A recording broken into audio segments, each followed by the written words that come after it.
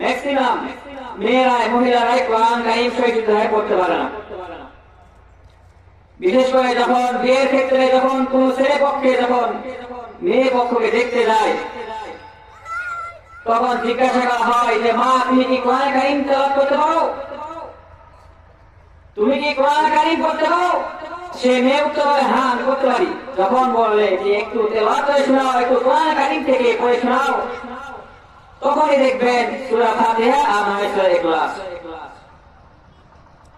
যখন ওই মহিলাকে ওই মেয়েকে যখনই ছেলে পক্ষ মেয়ে পক্ষের মেয়েকে যখনই জিজ্ঞেস করবে যে মা তুমি কি কোরআন কারীম পড়তে পারো, পাঁচ ওয়াক্ত নামাজ পড়তে পারো, তখনই বলবে হ্যাঁ জি অবশ্যই পারি।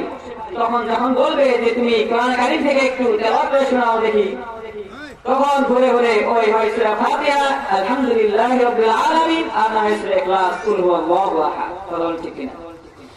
কারণ কোরআন কারীম তার তেলাওয়াত করতে শিখিনি বা প্রতিষ্ঠানে যায়নি, এজন্যই শিখতে পারে না। শুরু সূরা ফাতিহা আর সূরা নাস সূরা ইখলাস এগুলোই টুকটাক জানে, এগুলোই বলে। এজন্যই মহিলাদেরকে সুযোগ সুবিধা করার জন্য একটি মহিলা মাদ্রাসা প্রতিষ্ঠিত করা হয়েছে বিভিন্ন জায়গায় জায়গায়।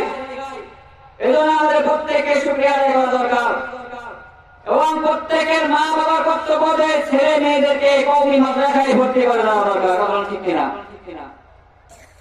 কওমি মাদ্রাসাতে কোরআন হাদিস শিক্ষা দেওয়া হয়, কোরআনের জ্ঞান শিক্ষা দেওয়া হয়। এজন্যই বাবার কর্তব্য যে প্রত্যেক বাবার কর্তব্য একটি করে ছেলে অথবা মেয়েকে কওমি মাদ্রাসায় ভর্তি করে দেওয়া দরকার। কওমি মাদ্রাসায় পাঠিয়ে দেন। মা বাবার কর্তব্য হচ্ছে একটি ছেলে অথবা একটি মেয়েকে কওমি মাদ্রাসায় ভর্তি করে দেন। মা গো তোমার একটি ছেলে মাদ্রাসাতে দিও, মা গো তোমার একটি ছেলে মাদ্রাসাতে দিও,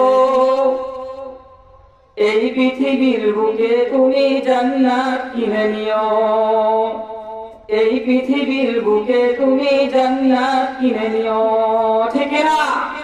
মা গো তোমার একটি ছেলে মাদ্রাসাতে দিও, মা গো তোমার একটি ছেলে মাদ্রাসাতে দিও, এই পৃথিবীর বুকে তুমি জান্নাত কিনে নিও। একটি হরফ পড়লে মাগো 10টি নেকি হয়, পিতা মাতার আমল নামায় অর্ধেক জমা হয়। ঠিক না? একটি হরফ পড়লে মাগো 10টি নেকি হয়, পিতা মাতার আমল